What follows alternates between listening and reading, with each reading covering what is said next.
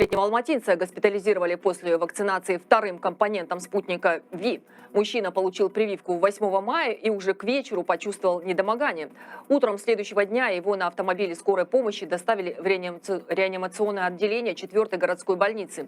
Родственники пациента говорят о том, что уже после первого укола его мучила сильная головная боль. На данный момент пациента перевели в неврологическое отделение.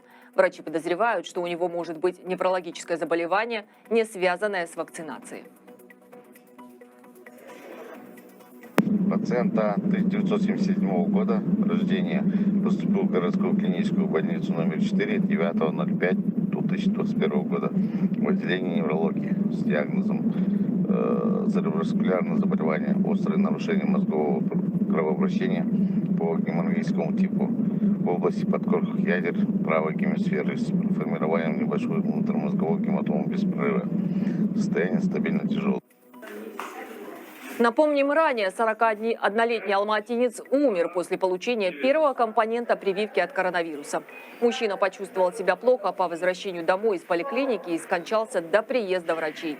Согласно официальным данным, предварительной причиной смерти считают острую сердечно-сосудистую недостаточность.